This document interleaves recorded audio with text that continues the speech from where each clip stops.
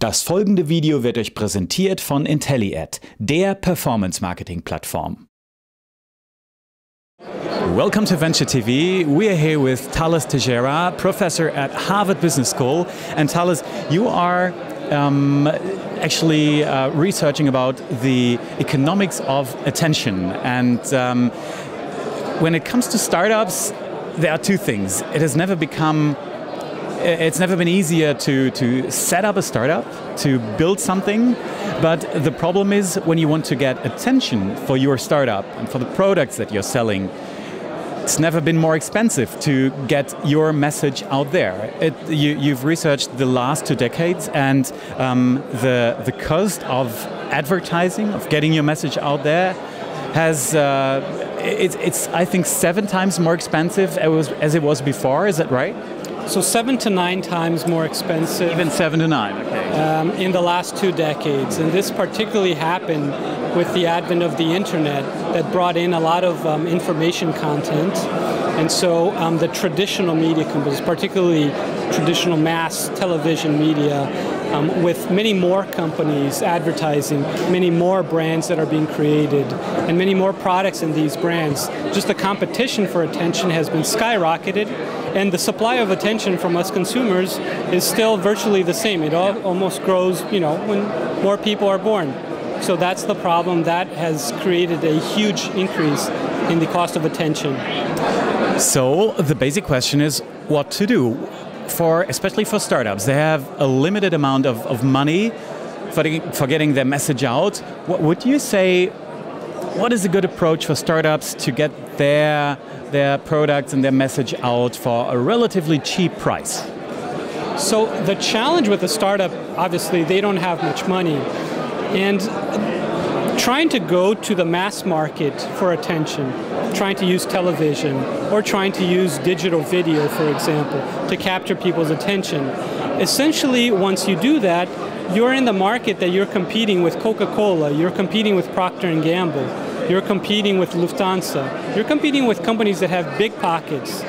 So, the first solution is don't compete with them. Okay, interesting.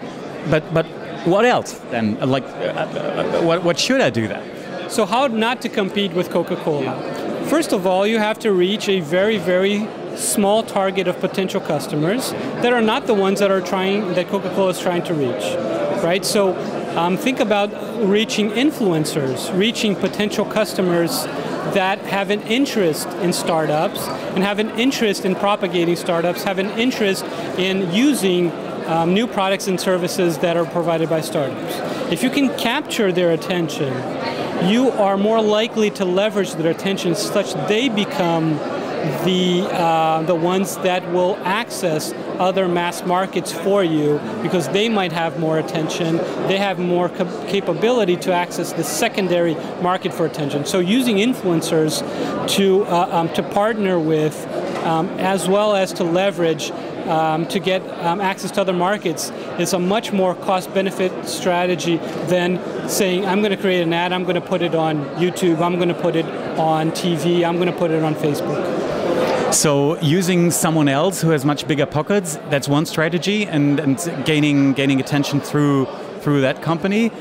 But what do you think about trying to produce viral videos or doing out-of-the-box strategies for just getting the attention? So the challenge with doing viral videos, and that's what I'm going to talk about tomorrow at the main conference, is it's hard to replicate. It's hard to do it again and again and again. So if you want one hit, first of all, it's very unlikely, but you can shoot for it. Companies don't need one hit. They need multiple ads. They need multiple touch points, multiple points of conversation over the course of their lifetime. So what I'm going to talk about tomorrow is a systematic, a very scientific process for creating these viral videos. It's not going to create the 50 million views on YouTube. It's at most likely to create the 5 million views, but it is a more consistent approach to creating these videos that will capture a medium size of attention, but one that can be done again and again. For the ones who cannot be there tomorrow, can you tell a little bit about the strategy? What's in it? What do I have to do? So, well, first of all, you can access on my website the strategy, but essentially it is a 4-step approach to first capture people's attention. What is the content that capture people's attention? And then once you capture people's attention, thinking about what is the content that retains people's attention. Only after retention will people likely to share the video. That's the third part. What is the content that gets people to share video? But sharing with few people isn't enough. You need to share the ad to be sharing with people in many times or for masses amount of people. And then the last point is once you got the ad to be shared with lots of people, you need it to actually have a persuasive impact, to actually create a sales impact. So what I'm going to draw is upon the principles to do these 5 things well, but the point is they have to happen in sequence. Okay, for the ones who can't be there, you said you can find information on your website. What's your website? Well, just Google my name, Professor Teixeira. I have a Harvard Business School faculty website. The website is a series of... And that's where you find all the information you need. Well, thanks for being here. Thanks for telling us the little secrets about getting out there for the little price. Yeah, thanks for being here, Talis. My pleasure. Great talking to you.